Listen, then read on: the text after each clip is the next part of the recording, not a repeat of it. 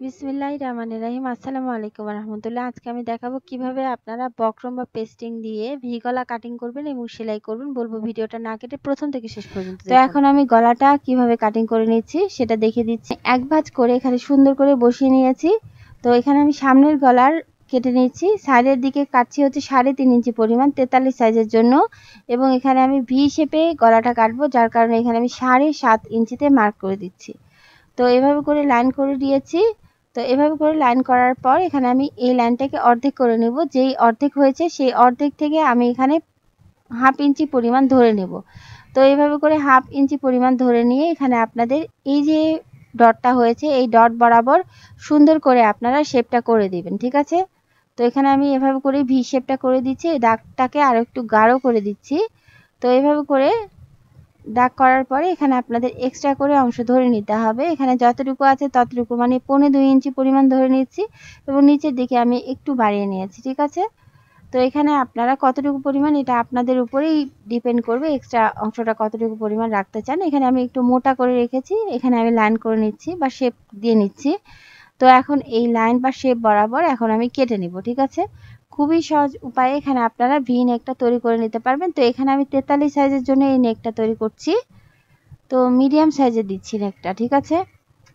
তো এভাবে করেই আপনারা ভি নেকটা তৈরি করে নেবেন। তো এখানে আমি ফ্রন্ট নেকটা কেটে নিলাম আলহামদুলিল্লাহ। এখন আমি একইভাবে ব্যাক নেকটা কেটে নিব। তো যেহেতু ভি শেপের নেক দিচ্ছি সেজন্য আমি পিছনের যে গলাটা সেই গলাটা ছোট করে কাটবো। ব্যাক নেকটা কাটিং করার জন্য এই যে এক্সট্রা যে বক্রমটা আছে এই এক্সট্রা বক্রম প্রথমে লাইন করে দিচ্ছি। এখানে আমি সাইডের দিকে 3.5 ইঞ্চি পরিমাণ নিচ্ছি। তো যেহেতু সাইডের দিকে 3.5 ইঞ্চি পরিমাণ ফ্রন্ট গলাতে নিয়ে নিয়েছি এবং এখানে আমি ব্যাক গলার যে ডিপটা সেই ডিপটা দিচ্ছি হচ্ছে 1.5 ইঞ্চি পরিমাণ। তো এখানে আমি বক্স বানিয়ে নিচ্ছি। তো এইভাবে করে লাইন করার পর এখানে আমাদের রাউন্ড শেপ করে দিচ্ছি। তো পিছনের গলাটা আমি রাউন্ড শেপ করে দিচ্ছি। তো এইভাবে করে শেপ করার পরে এখন সাইডের দিকে যতটুকু পরিমাণ আছে ততটুকু পরিমাণ নিয়ে নিচ্ছি এক্সট্রা করে। 1.25 ইঞ্চি পরিমাণ এভাবে করে নিয়ে নিয়েছি এবং নিচের দিকে একটু বেশি করে নিয়েছি। তো এভাবে করে আমি এখন দাগ বরাবর কেটে নিয়েছি। খুবই সহজ উপায়ে এখানে আমি গলাটা তৈরি করে নিয়েছি। তো এখানে আমি বক্রমের উপর কিভাবে গলাটা কাটিং করবে সেটা আমি দেখিয়ে দিয়েছি, ঠিক আছে। নেকটা সেলাই করার জন্য প্রথমে আমাদেরকে নেকের যতটুকু অংশ ছোট ছোট করে কাট বসিয়ে দিয়েছি মিডিল বরাবর এবং সাইড বরাবর কাট বসিয়ে দিয়ে এখানে আমি সোজা সাইড করে নিয়েছি এবং এখানে আমি পেস্টিংটাকে একটা কাপড়ের উপর এভাবে করে বসিয়ে নিয়েছি। তো এখানে মেইন পার্টটাকে সোজা সাইডে এবং পেস্টিংটাকে উল্টা সাইডে ধরে এখানে আমাদের মিডিল বরাবর একটা করে সেলাই করে দিতে হবে। তো আলহামদুলিল্লাহ এভাবে করে আটকানোর পরে এখন আমাদের পেস্টিং সাইড বরাবর এখানে আমাদের সেলাই করে দিতে হবে। পেস্টিং বা বক্রম যেটাই বলেন, ফিউজ পেপারের উপর আমাদের সেলাই করা যাবে না, ঠিক আছে। তো এখানে আমি একইভাবে অপোজিট ডিরেকশনে সেলাই করে দিচ্ছি। তো আলহামদুলিল্লাহ এভাবে করে সেলাই করে দেওয়ার পরে এখানে আমাদের এক্সট্রা যে পোর্শন আছে, মানে এক্সট্রা যে কাপড়গুলো আছে কেটে নিচ্ছি কিছু অংশ কাপড় বাদ রেখে। তো এখানে কিছু অংশ কাপড় বাদ রেখেছি এবং এখানে এই যে কাপড় বাদ রেখেছি এই কাপড়ের উপরে এক্সট্রা পোর্শনের উপরে আমাদের ছোট্ট ছোট্ট করে কাট বসিয়ে দিতে হবে এবং একদম মিডিলে আমাদের কিন্তু একটা ছোট্ট কাট বসিয়ে দিতে হবে। এভাবে করে কাট বসিয়ে দেওয়ার পর এখানে আমাদের পট্টিটা বা পেস্টিংয়ের যে পেস্টিংটা যার উপরে বসিয়ে নিয়েছি, মানে পট্টিটাকে এভাবে করে উল্টে দিতে হবে। গলার পট্টিটাকে এভাবে করে উল্টে দিয়ে এখানে আমি চাপ সেলাই বসিয়ে দিচ্ছি। এখানে প্রথমে যেহেতু ভি নেক আমি এখানে একটা সাইডে প্রথমে চাপ সেলাই বসিয়ে দিলাম পট্টিটার উপরে, গলার যে পট্টিটা সেটার উপরে, এবং একইভাবে এই সাইডেরও গলার পট্টিটাকে আমি ধরে নিয়েছি। এক্সট্রা পোর্শনগুলো আমার হাতের ডান সাইডে ধরে নিয়ে এখানে আমি এভাবে করে চাপ সেলাই বসিয়ে দিচ্ছি। খুব ভালো করে ধরে নিতে হবে এবং এখানে আমি যে গলার যে পট্টিটা সেই পট্টিটার উপরে এখানে আমি চাপ সেলাই বসিয়ে দিলাম। তো আলহামদুলিল্লাহ এভাবে করে চাপ সেলাই বসিয়ে দেওয়ার পর এখন আমি আয়রন করে নিয়েছি এবং এখানে আমি আরেকটা চাপ সেলাই বসিয়ে দিচ্ছি। তো নেকের একদম সাইড বরাবর এখানে আমি আরেকটা চাপ সেলাই বসিয়ে দিচ্ছি। এখানে একদম ধার ঘেঁষে আপনাদের চাপ সেলাইটা বসিয়ে দিতে হবে। তো আলহামদুলিল্লাহ এভাবে করে চাপ সেলাই বসিয়ে দেওয়ার পর এখানে উপরের দিকের এক্সট্রা যে পোর্শনগুলো আমি এখানে সমান করে নিচ্ছি। তো আলহামদুলিল্লাহ এভাবে করে সমান করে নিলাম এবং এখানে আমি উল্টা সাইড করে গলার যে পট্টিটার যে খোলা সাইডটা সেই খোলা সাইডটা আমি এখানে মেশিন দিয়ে সেলাই করে দিচ্ছি, এখানে হাতের তুরপাই করছি না, ঠিক আছে। তো মেশিন দিয়ে যখন আপনারা সেলাই করবেন তখন জিনিসটা একদম পাকাপোক্ত হবে। আর আপনারা চাইলে হাতের তুরপাই করে দিতে পারেন, তাহলে হাতের তুরপাই করে দিলে এখানে আপনাদের যে সামনের সাইড বা সোজা সাইড, সেই সোজা সাইডে এই সেলাইটা কিন্তু অনেক বেশি ভিজিবল হবে না। যাই হোক, এখানে মেশিনে সেলাই দিচ্ছি, এটাও কিন্তু অনেক বেশি সুন্দর লাগবে, ঠিক আছে, খারাপ লাগবে না। তো আলহামদুলিল্লাহ এইভাবে করে আমি পট্টিটাকে সুন্দর করে অ্যাটাচ করে দিলাম মেইন পার্টের সাথে। তো এইভাবে করে পট্টিটাকে অ্যাটাচ করে দেওয়ার পর এখন আমাদের ফ্রন্ট পার্টটা রেডি। এই ফ্রন্ট পোর্শনে আমি এখন লেস লাগিয়ে দিব। তো এখানে আমি আয়রন করে নিচ্ছি।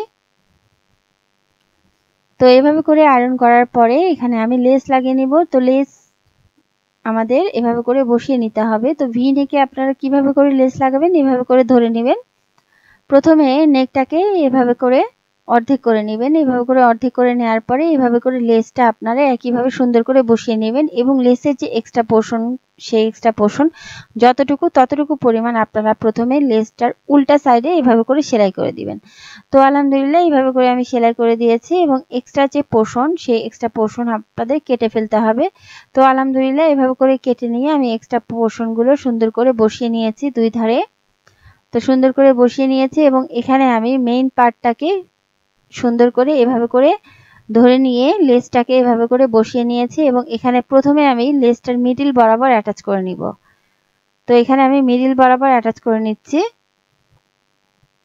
তো এভাবে করে মিডল বরাবর প্রথমে আপনাদের সেলাই করে লেসটাকে আটকে নিতে হবে মেইন যে পার্টের সাথে, তাহলে আপনাদের যে ভি নেকের যে শেপটা, সেই শেপটা কিন্তু ঠিক থাকবে। আপনারা যদি উপর থেকে লেসটা লাগানো শুরু করেন তাহলে দেখবেন যে আপনাদের এই যে মিডিলের যে পয়েন্টটা, সেই পয়েন্টটা কিন্তু ঠিকঠাক নাও হতে পারে। তো এক্ষেত্রে আপনাদের মিডিল থেকে শুরু করতে হবে। তো আলহামদুলিল্লাহ এইভাবে করে একটা সাইড আমি সেলাই করে নিয়েছি এবং একটা সাইডের যে অপোজিট যে খোলা সাইডটা, সেই খোলা সাইডে আমি লেসটা সুন্দর করে বসিয়ে দিচ্ছি মেইন পার্টের উপরে। তো আলহামদুলিল্লাহ এইভাবে করে সেলাই করার পরে ঠিক একইভাবে অপোজিট পোর্শনে আমাদের সেলাইটা করে দিতে হবে এবং এখানে সুন্দর করে আপনাদের সাইড বরাবর সেলাই করে দিতে হবে এবং সাইড বরাবর সেলাই করে দিয়ে ওই একইভাবে খোলা সাইডটাও একইভাবে সেলাই করে দিতে হবে লেসে। তো এভাবে করে আমি মেইন পার্টের সাথে লেসটা অ্যাটাচ করে নিয়েছি। খুবই সহজ উপায়ে এখানে আপনারা ভি নেকে লেসটা লাগিয়ে নিতে পারেন, ঠিক আছে।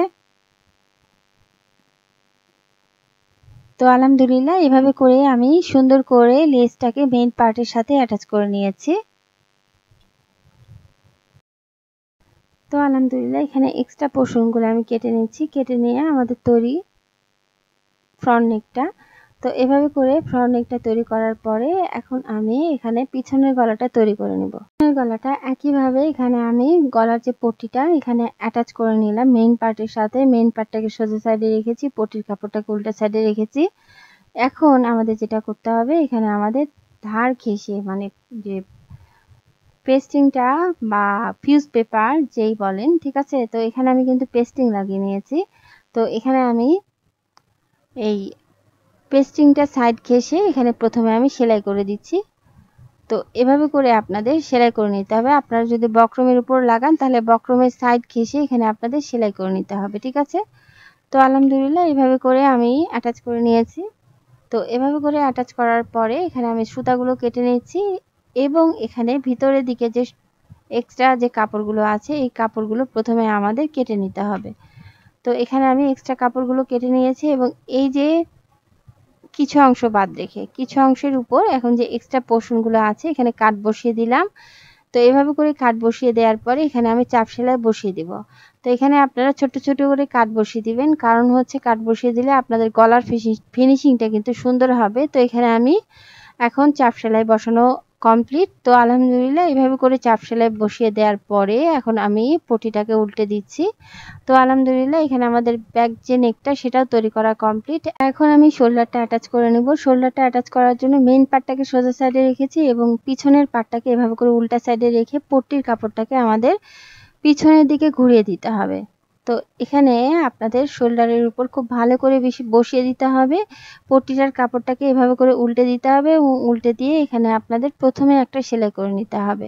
তো এখানে খুব ভালো করে আপনাদের শোল্ডারটা ধরে নিতে হবে, দুই সাইডের যে শোল্ডার সেই শোল্ডারটা ধরে নিয়ে এখানে প্রথমে আপনারা এভাবে করে সেলাই করে দিবেন। তো আলহামদুলিল্লাহ এইভাবে করে কিন্তু আপনারা ডাবল সেলাই করে দিবেন, ঠিক আছে? তাহলে অনেক বেশি শক্তপোক্ত হবে। তো আলহামদুলিল্লাহ এইভাবে করে সুন্দর করে আমি শোল্ডারটা অ্যাটাচ করে নিয়েছি। দেখেন একদম সুন্দরভাবে কিন্তু আমাদের শোল্ডারটা অ্যাটাচ হয়ে গেছে। তো এখানে দেখেন একদম পারফেক্টভাবে শোল্ডারটা অ্যাটাচ হয়ে গেছে। যাই হোক, এইভাবে করে আমাদের অপোজিট যে আরেকটা শোল্ডার ঠিক একইভাবে আমাদের এখানে লাগিয়ে নিতে হবে, ঠিক আছে? এখানে আমি ফ্রন্ট পার্টটাকে সোজা সাইডে রেখেছি, ব্যাক পোর্শনটাকে এর উপরে এভাবে করে বসিয়ে দিয়ে এখানে দেখতে পাচ্ছেন সেলাই বরাবর সুন্দর করে ধরে নিতে হবে। সমান করে ধরে নিয়ে পটিটার কাপড়টাকে আপনাদের উল্টে দিতে হবে।